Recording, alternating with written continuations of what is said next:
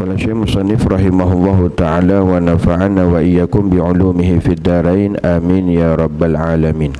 An Sauban radhiyallahu ta'ala anhu qala qala Rasulullah sallallahu alaihi wasallam yushikul umam an tada'a alaikum kama tada'al akalatu fi qas'atiha.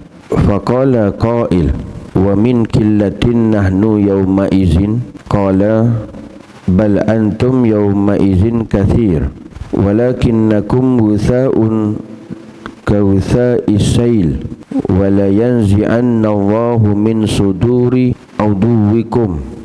aduwikumul mahabata minkum wa la yakzifanna Allahu fi qulubikumul wahan. Faqala qail ya Rasulullah mal wahan qala hubbud dunya wa karahiyatul maut.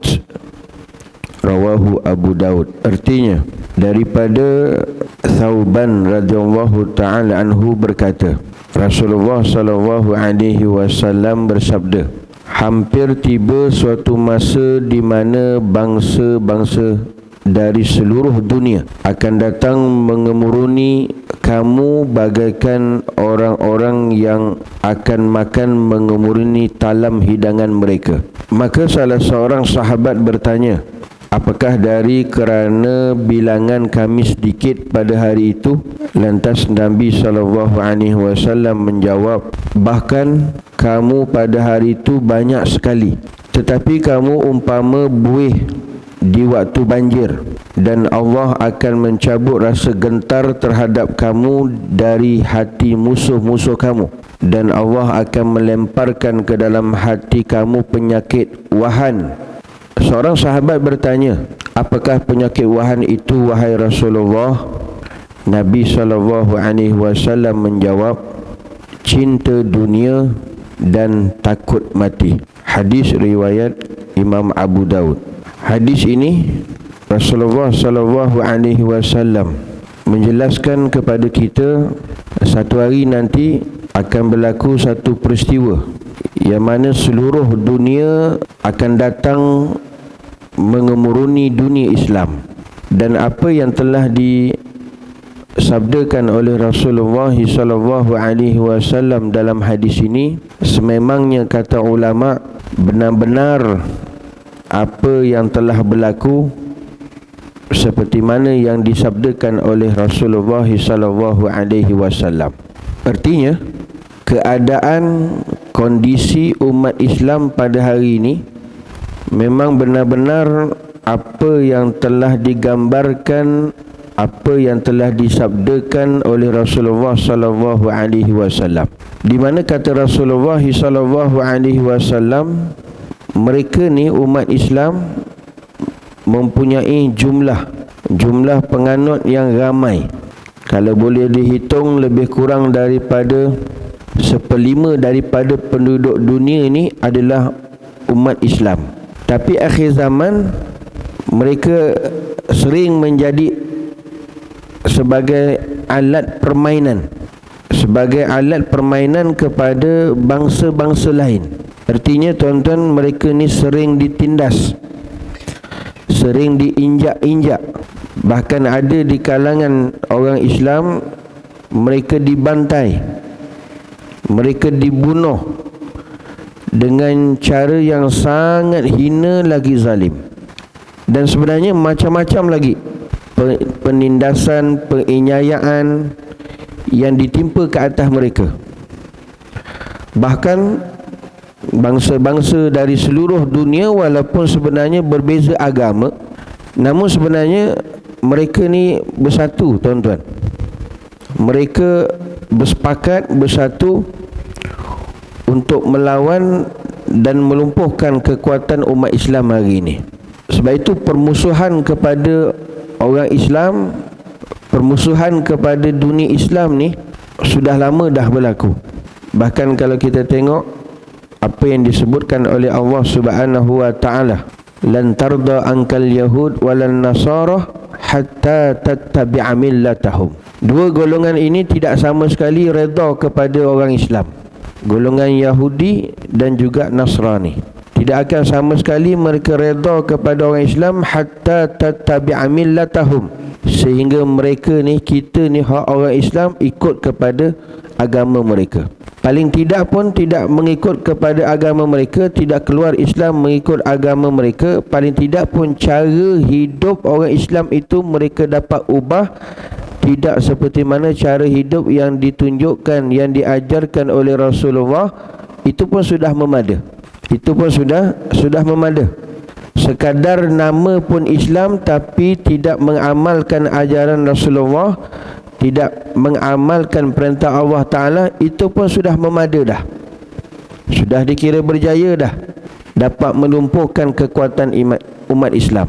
Sebab itu dalam satu hadis Nabi SAW yang lain, Rasulullah pernah menyatakan, sayati zamanun la yabqa minal Islam illa ismuh, wala minal Quran illa rasmuh. Akan datang nanti satu masa, kata Rasulullah SAW, hal keadaan orang Islam ini tidak kekal pada diri orang Islam, hanya tinggal nama sahaja. Nama-nama Islam, nama-nama ciri-ciri disebut, dinamakan sebagai orang Islam, Ibrahim, Ismail, Muhammad dan sebagainya. Tetapi pengamalan agama Islam dalam kehidupannya jauh sekali. Wala minal Quran illa rasmuh, dan tidak tinggal daripada Al-Quran hanya tulisan. Artinya umat Islam akhir zaman maka tidak lagi dah untuk membaca Al-Quran, lantaran tak boleh nak baca Al-Quran, tak reti tuan-tuan. Bila tak reti, tak boleh nak baca Quran, macam mana nak baca Quran, apatah lagi nak memahami, apatah lagi nak mengamalkan dalam kehidupannya. Maka ini yang disebutkan oleh Rasulullah sebagai peringatan, dan perkara ini sebenarnya memang benar-benar dan sedang berlaku. Maka sebab itu hari ini kalau kita lihat seluruh dunia, walaupun sebenarnya mereka berbeza pahaman dari segi agama, pemikiran mereka, tapi mereka sebenarnya bersatu untuk melawan dan melumpuhkan kekuatan Islam, sehingga seluruh dunia datang mengemurni dunia Islam pada hari ini. Sebenarnya kekuatan orang Islam adalah balik kepada pengamalan apa yang disuruh oleh Allah dan yang diajarkan oleh Rasulullah. Bila manusia ini dikembali kepada ajaran Rasulullah SAW, maka kekuatan itu dapat dibina. Bahkan kekuatan itu menjadi asbab diberikan kegerunan oleh Allah Subhanahu wa Ta'ala kepada orang yang bukan Islam. Terutamanya saja sebenarnya kekuatan orang Islam ini bila mana mereka dapat bersatu, disatukan hati-hatinya. Bila tidak berpecah, bersatu, maka insya-Allah kekuatan di sana Allah Ta'ala beri roh kekuatan, sehingga kan digeruni oleh musuh-musuh Islam. Dan hari ini orang Islam dia tercari-cari di mana kekuatan orang Islam. Kekuatan Islam bukan pada senjata, bukan kepada wang ringgit, bukan kepada al-maddiyah, kebendaan semata-mata, tetapi kekuatan Islam adalah bila mana ramainya orang Islam dia dapat sedar betapa penting jaga solat fardu 5 waktu dengan berjamaah. Kerana di dalam solat fardu 5 waktu ini, bila kita lakukan dengan berjamaah, di situ ada kesatuan dia, di situ ada perpaduan dia.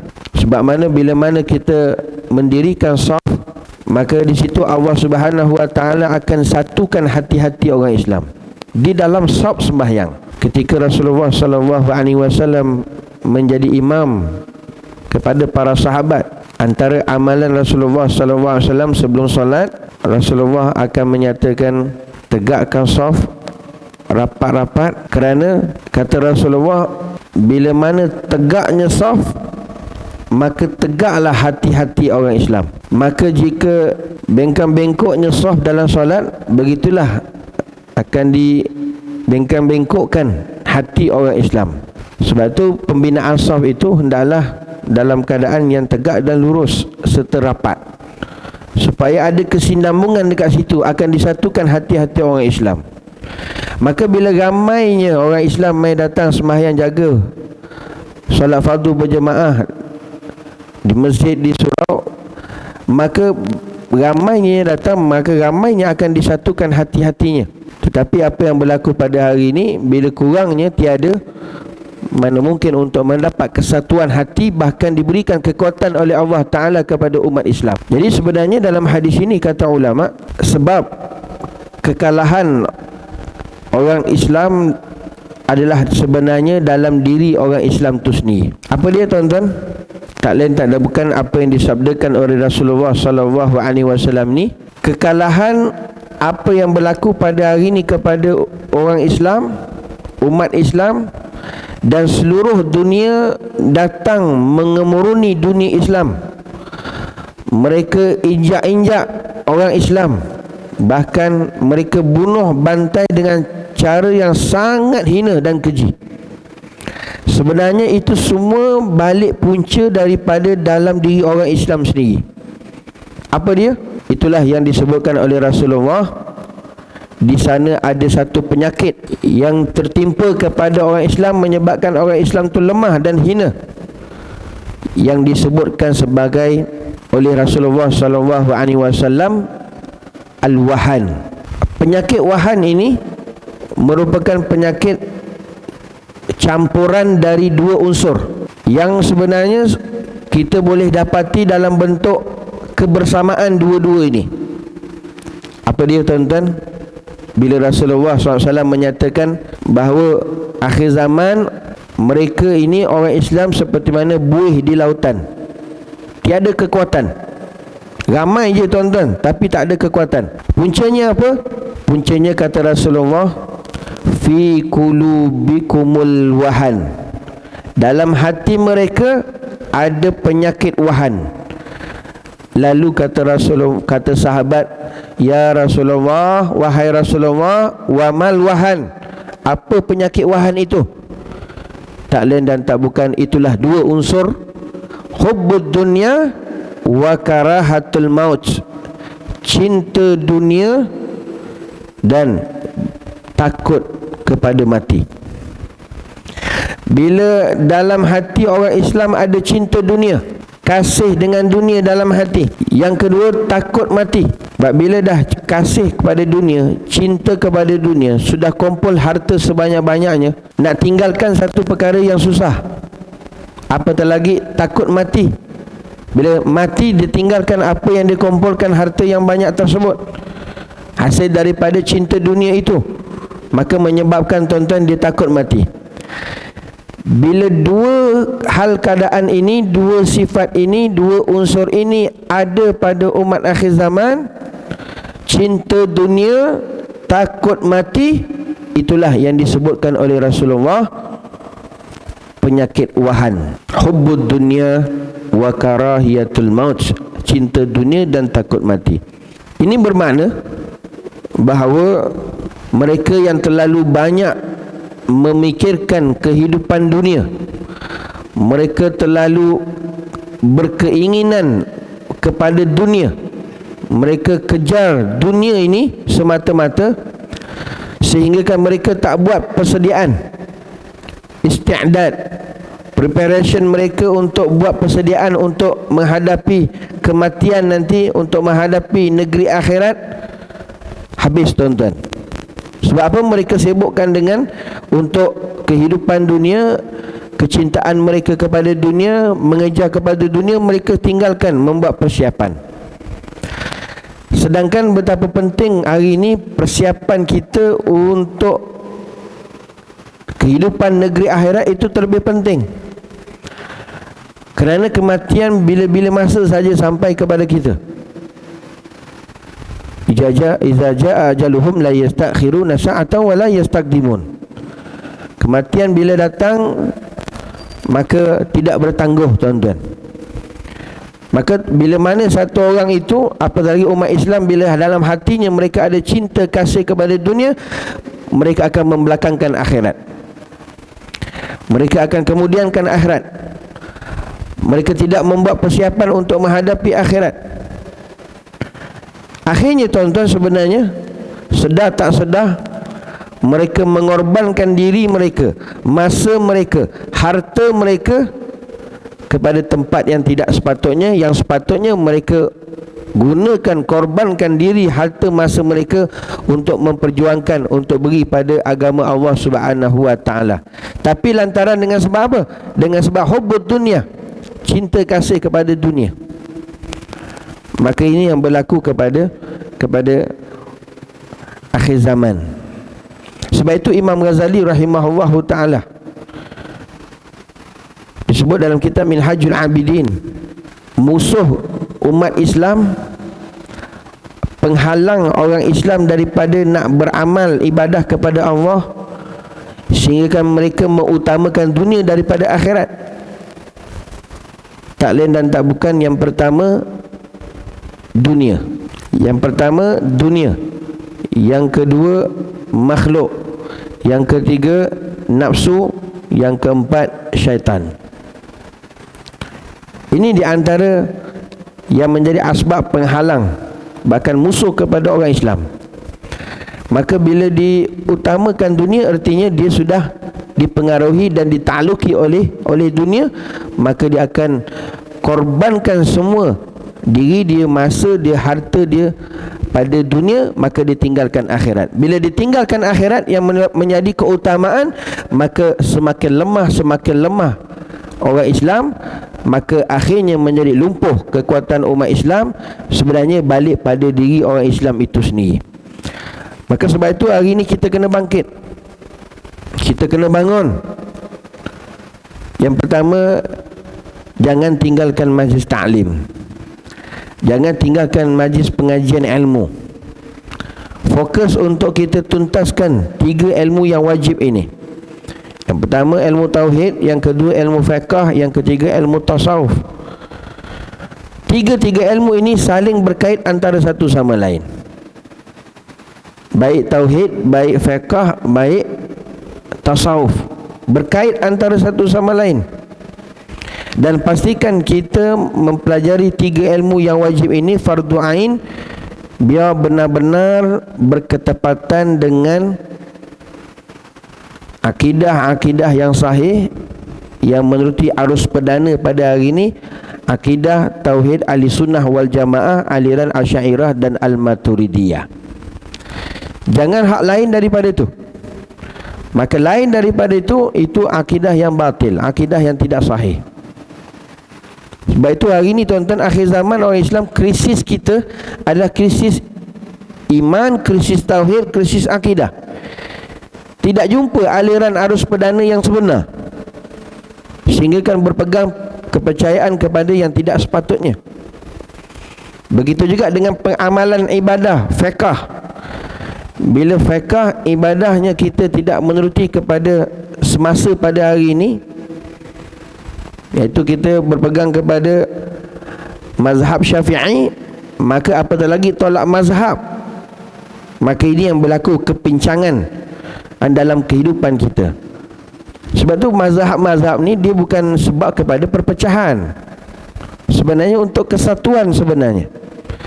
Tapi apabila dicanang supaya tidak ikut mazhab kerana ikut Rasulullah SAW itu adalah yang paling tepat dan betul, ayat gerun tuan-tuan dengar, tuan-tuan balik kepada Al-Quran dan hadis.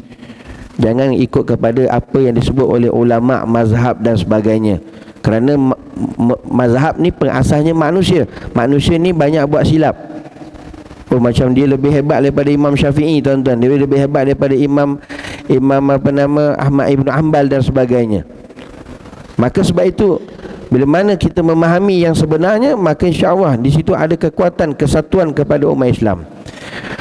Maka apatah lagi bila mana kita mempelajari ilmu tasawuf untuk mengeluarkan dalam hati kita masih Allah, selain daripada Allah, sama ada dunia, makhluk, nafsu, begitu juga dengan syaitan. Maka bila kita keluarkan daripada hati kita daripada perkara tersebut, maka ada roh kekuatan Allah SWT beri kepada umat Islam, seperti mana yang berlaku kepada para sahabat radhiyallahu ta'ala anhum ajma'in.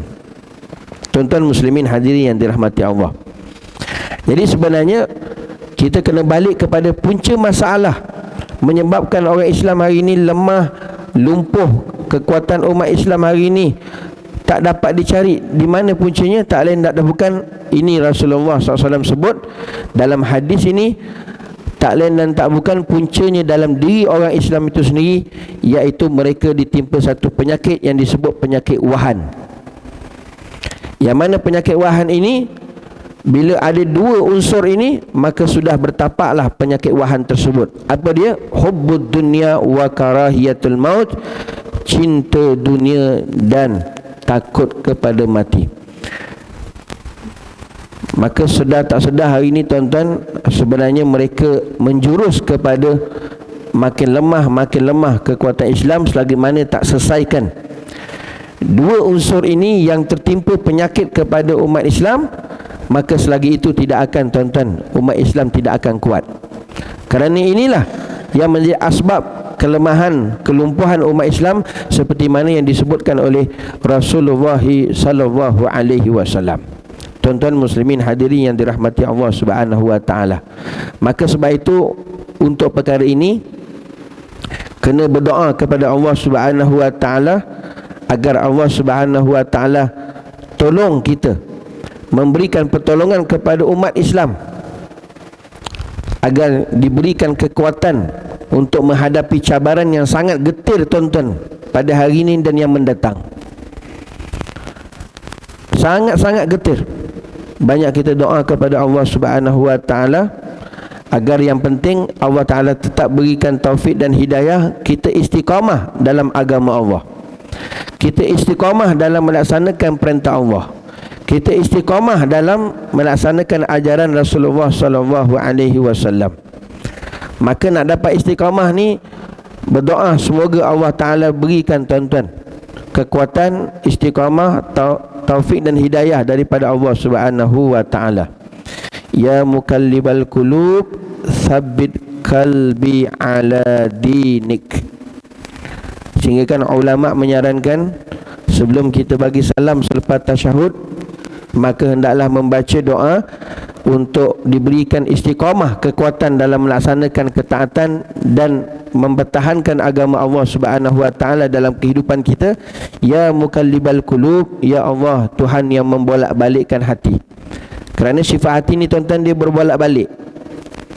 Kadang pagi macam ini, petang macam ini, petang lain pula, siang malam dia berbolak-balik tuan-tuan.